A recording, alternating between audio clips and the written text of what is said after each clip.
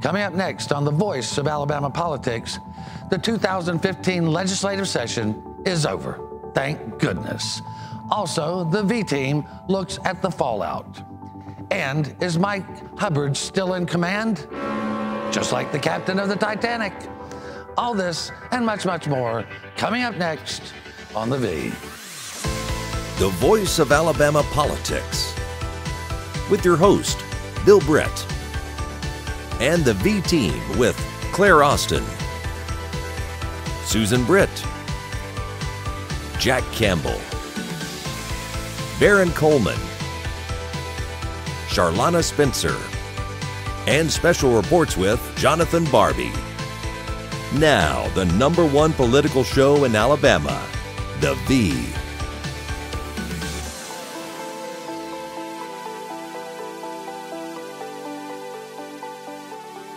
Welcome to The Voice of Alabama Politics, where we tackle the tough issues so you have the hard facts.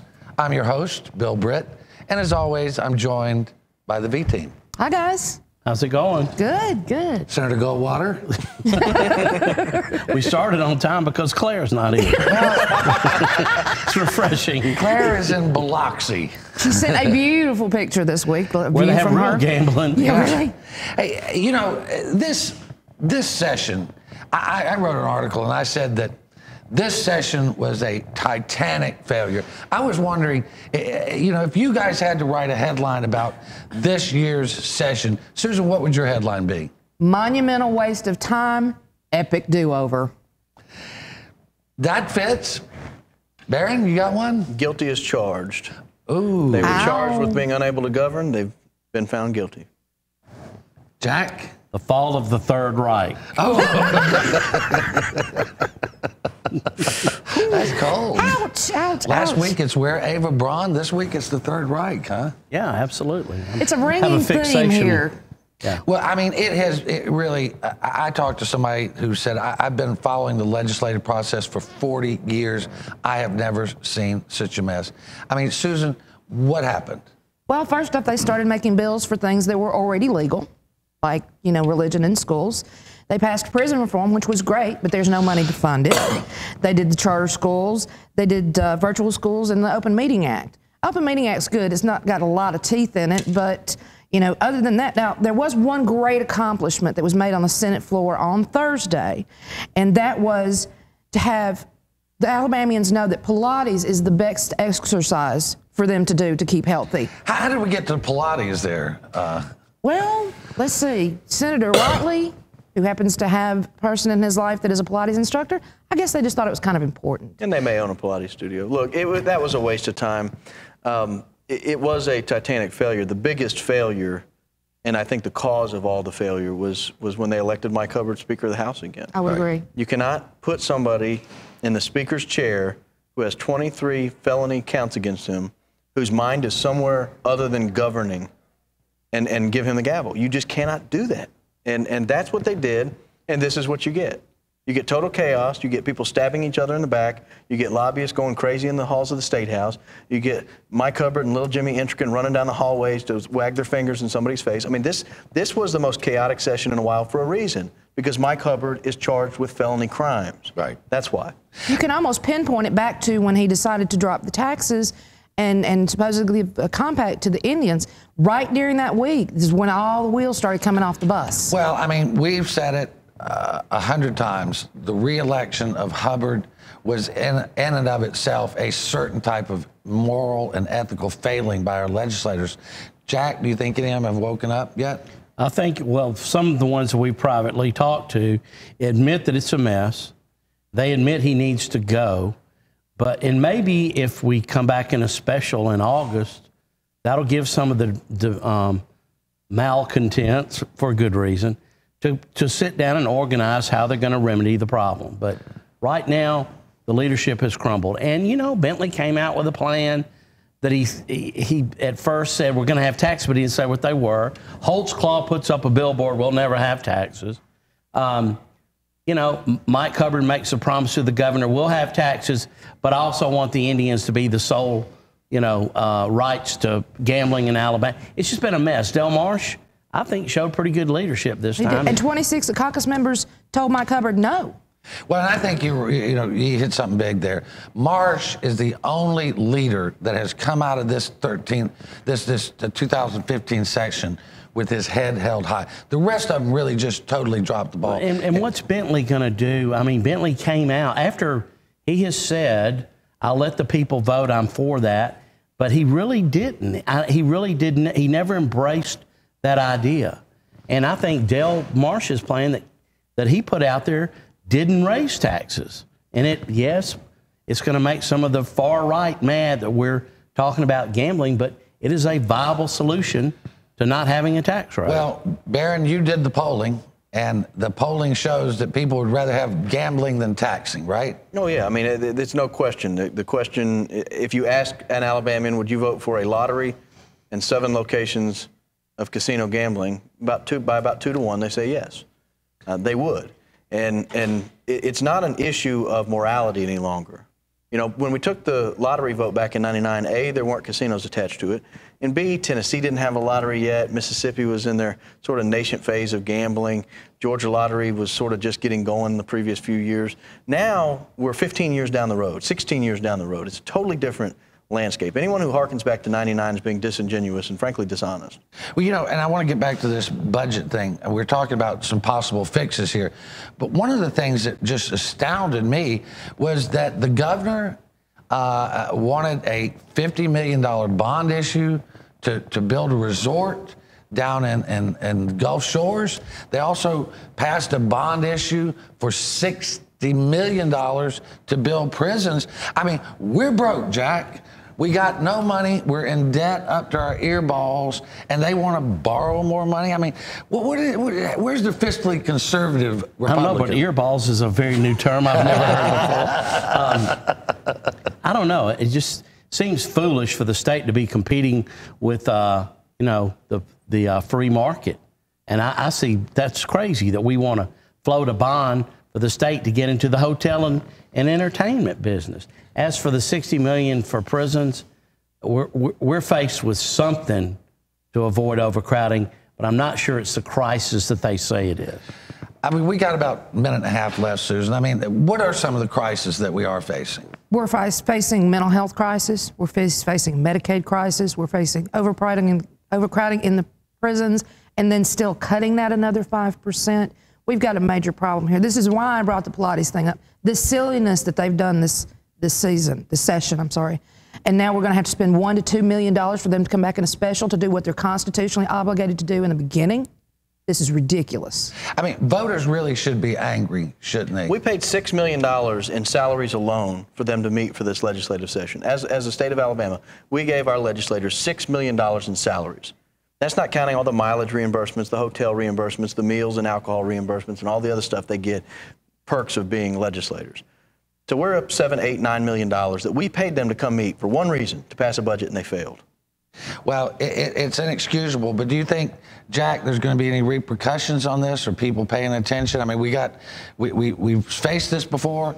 This is with the Republicans in charge. If we had objective and fair reporting across the state, I think the people would wake up and really be upset with what they haven't accomplished. Right. I've been around this a long time. This is one of the worst I've ever seen. We're going to have to leave it right there. You're watching The V, the voice of Alabama politics. We'll be right back after a quick break.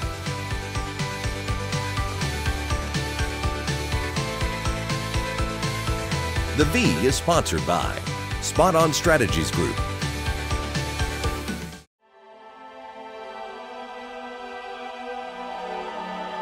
Sadly, this happens too often in families with autistic children. First nightmare, their child wanders off, disappears, and is nowhere to be found. Where her body was found just a couple hours ago. An autistic boy wanders away from home and dies.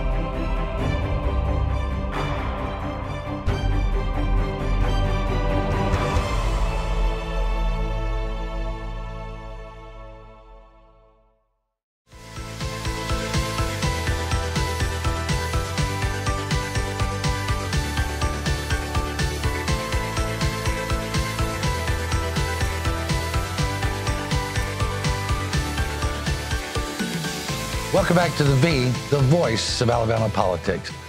Jack, I want to go back to this gaming issue we hit on a little bit. We've had a couple of competing plans. One is the omnibus bill that Marsh had. The other one is giving a monopoly to the Porch Creek Indians in exchange for a $250 million loan. Bentley has said he didn't like either one of them. But yet we're going to have to do something. I think Marsh is going to bring this gaming bill back, and I really believe Hubbard's probably going to bring back the deal with the Porch Creek. I think Marsh's plan makes more sense than the governor's tax plan and the hybrid that Hubbard proposed of exclusivity for the Indians and a tax increase as well. The governor needs to wake up and smell the coffee, I'm telling you, because we polled it and people are by leaps and bounds against raising taxes. They will put up with gambling before they'll put up with the tax increases. You saw how much hell was raised when they raised the driver license fee. Oh, yeah. That affects virtually everybody, and people did not like it. I think gambling, Del Marsh's plan makes the most sense of all. Well, Susan, what are you hearing when you talk to folks out there? Well, it not only will bring tax revenue to the general fund, it will also bring in tourist dollars into Birmingham, into southern Alabama, even into the Indian casinos, because people are going to, when they go gamble, they don't just gamble, they go out to eat. They take their kids bowling. They do other things that generate back into our general economy, and it's going to be a good thing.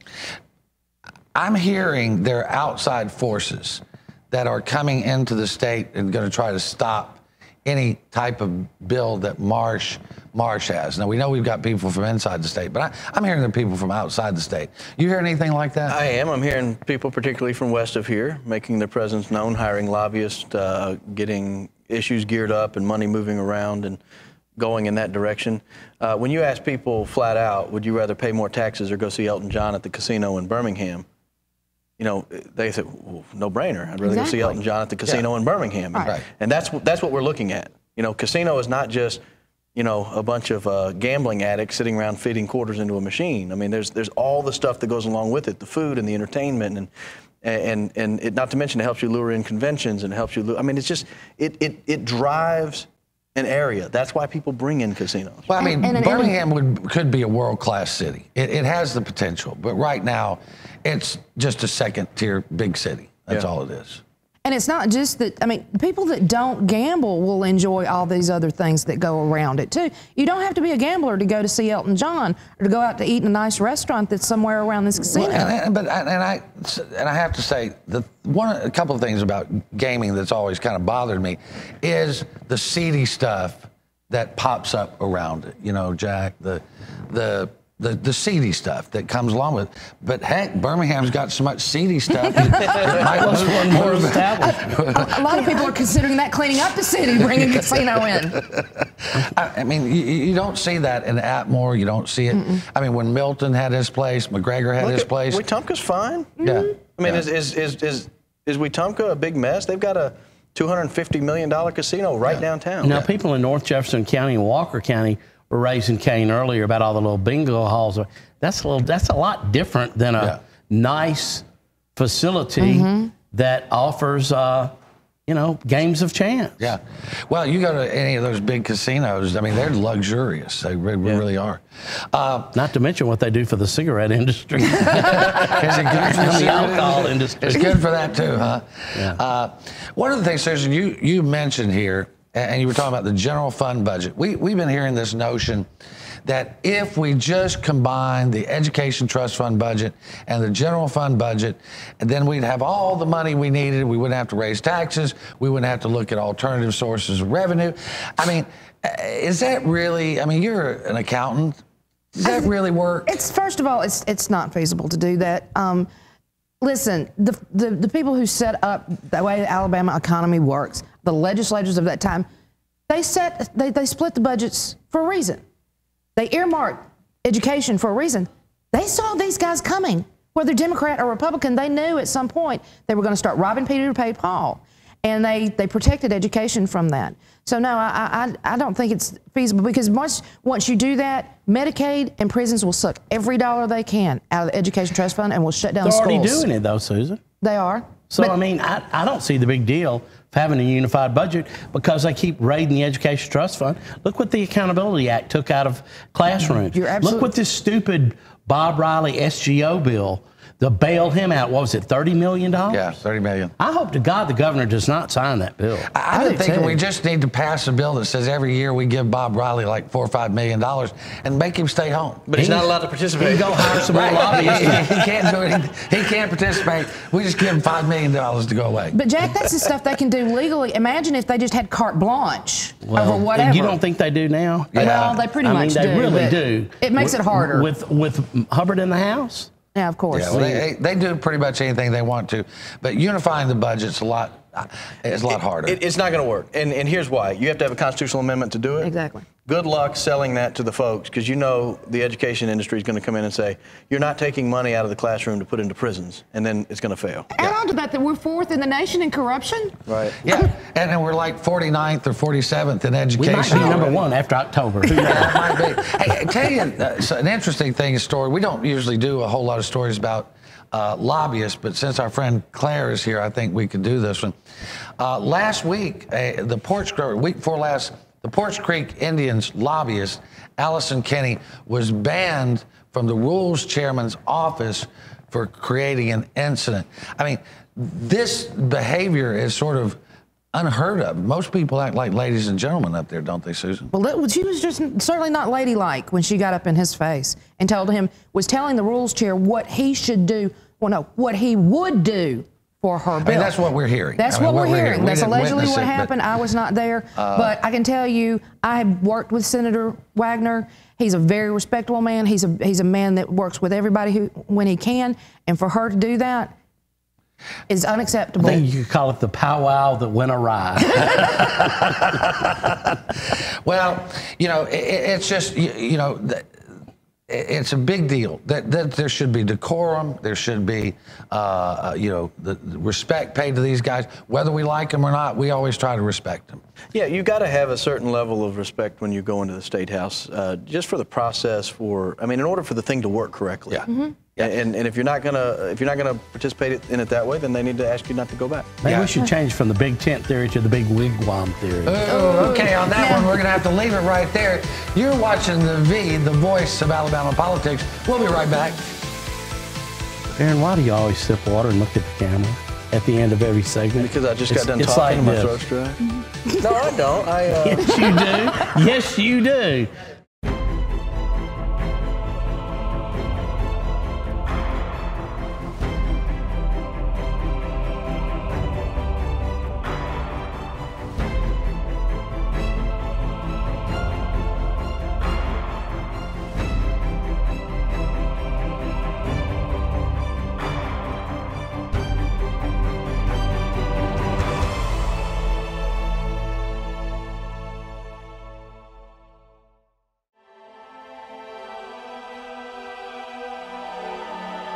Sadly, this happens too often in families with autistic children. First nightmare, their child wanders off, disappears, and is nowhere to be found. Where her body was found just a couple hours ago. An autistic boy wanders away from home and dies.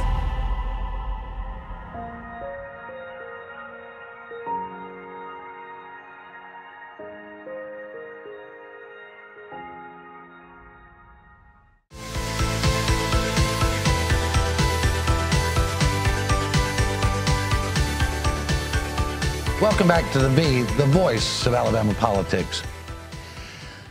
A lot of rumblings around the State House that Mike Hubbard is to blame for the terrible session.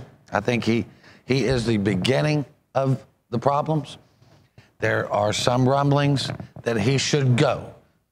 If there's a special session, Barron, do you think there's a will? I know we covered this a little bit, but do you think there's the will to get rid of Hubbard once and for all? I definitely think the will is there. I mean, when you reach out to different legislators, and I think collectively we've probably talked to 20 or 30, the will is there. People recognize he's not only the beginning of the problem, the beginning, the middle, and the end of the problem. I mean, that much is clear. The members will tell you that off the record. God forbid you ever mention their name and associate it with that, but they'll tell you that. The question is there a way to get rid of him? The old saying, well, there's a will, there's a way. Well, that's not reality the way it works. If that was the case, he wouldn't be the speaker as we sit here today. So the will is there. Can they find a way? And I think that's the biggest problem you have, because everybody's kind of afraid to be the first one out on the plank or out on the limb, and then someone's going to come back behind them, chop him off, and they'll be the only person out there calling for his head. So it's going to have to be something where you can find a way to unite 20 or 30 of these Republicans publicly, lock their arms. I don't know if it's put them in front of the camera at a press conference, make a commitment publicly, whether they come into session the first day and stand there on the floor of the House all together and all at once call for him to step aside and to reorganize the House. Something's got to happen. But you can't count on, well, you go ahead and make the motion and we'll be back here to support you. Right. Yeah, that's not going to work. It's going to have to be something where they all move in concert. Yeah. Well, you know, and Susan, you remember this. We got the call about there was going to be a big special press conference, and then it all fell apart. I mean, something like that would work, wouldn't it? Something like that would work. But before he was elected speaker last time, there was a coalition that they were willing to go in and willing to name somebody else speaker. And then the Barry Moore verdict came down, and everybody went, oh, hot potato, can't do that. Yeah, they got cold feet, didn't they, Jack? They did. I think that where that pep rally that he had 3 days after being indicted were held today, you'd have a fourth of those people there. Mm-hmm. Even his lieutenants who were loyal to him are now seeing the handwriting on the wall. And those who were not happy with him when they took the oath of office are a lot less happy than they were when they came into session in March. I think if they do not get rid of Hubbard, we've got more of the same in this special session. We're not going to get anything really done. I mean, if people really love their state and loved government the way it's, loved good government the way we should. And I mean, we're the only state in the union that has an indicted speaker still in charge. There are plenty of indicted speakers. They're just not in charge. I mean, Susan, what is wrong with these people? They're terrified of him. Of what? I'm still here. You're still here. I know. Barron's still here. Jack's still I make here. that point every week. I mean, where's the fortitude? And you know what kind of fortitude I'm talking about. That these people just sit back and say, well, he's still not guilty, hadn't been proven guilty. Everywhere else where someone's been indicted, whether or not there's a presumption of innocence or guilt, they have very classily stepped aside and given up the gavel. I mean, look, and Barron, you've said this before. Matt Hart didn't indict Mike Hubbard. Luther Strange didn't indict him. Van Davis didn't indict him. 18 people in Lee County that were voters, citizens. It's a misperception of the way the grand jury system works. Prosecutors don't indict, grand jurors indict. They get together and come up with a list of charges they want to indict on. Now, that prosecutor may give them suggestions, but they're free to disregard those suggestions, come up with new suggestions, dig through the law. It's a really interesting process, the way the grand jury system works. Most people don't know, unless you've served on one or represented somebody who's gone before one, how it really works. And it's interesting when you think about it that way, because now you have 12 to 18 of his peers. These are people plucked at random from Lee County, citizens in good standing who go into a room for about a year, listen to a bunch of evidence, and get together and say, what did he do? What do we think he more likely than not did that's illegal? And they came up with 23 different examples. Right, that's a bunch. That's not like 2 or 3. Yeah. And they're all felonies. There's no misdemeanors. And he was only in office for 4 years, so that's one every 6 to 8 weeks. Right. A felony. That's pretty good. And I'm understanding it may not have slowed down since. Well, and isn't that the big fear? Every time they pass a bill or something goes on, you have to wonder. Yeah, like the Watley Pilates bill. He owns a Pilates studio. Do they always think about, I always make this about, what have you done for me since lately? Yeah. I mean, that's how these guys are thinking over there. You mentioned Watley and Hubbard. Someone pointed out to Jay Gouge that he's the only president of a university in the entire country whose senator and representative were both arrested. Right. I mean, you gotta love it. I mean, our corruption runs deep. But one of the things that just is very disturbing is how this whole mafia-style lawyering has been used. We know, we have on good authority that recently Mark White, who is Hubbard's attorney, not only met with Howard Gene Sisson's attorney, but met with Howard Gene Sisson. Howard Gene Sisson was fired from the Attorney General's office because he was accused by Luther Strange of trying to undermine the Lee County grand jury. I mean, Susan, this looks to be a coordinated effort on the part of Mark White, Mike Hubbard, and these guys to get Mike Hubbard off on these charges. It does, and I believe the meeting you're talking about happened right before the Josh Moon interview. Yeah, sometime in that era, that time. I'm not sure that they're connected. Josh did a good Josh interview. did. I'm not looking down on Josh, but I think they were kind of preparing for what Josh might want to say in that. The fact that all of these, one of the other things about Sisson is Sisson knew all along that Baxter was representing Reagan and Barry Moore at the same time, and Luther Strange points that out in a letter to him. Barry, we got about 45 seconds. Give us the top level on this Sisson-White deal. Well, I think you're right. The timing, he met with him the week before the Josh Moon interview came out. So, yeah, there could have been a connection there. The bottom line is it looks coordinated. Period. End of story. It looks like Mark White has orchestrated this entire thing from the beginning. And the evidence of that is after the fact, when Mark White has no business meeting with Gene Sisson, he's meeting with Gene Sisson. All right, we're going to have to leave it right there. You've been watching The V, the voice of Alabama politics. You can catch news stories every day on alreporter.com. Catch us on YouTube and on television stations around the state. Thank you for watching. You'll notice, Jack, I'm not drinking from my mug, but I'm looking politely.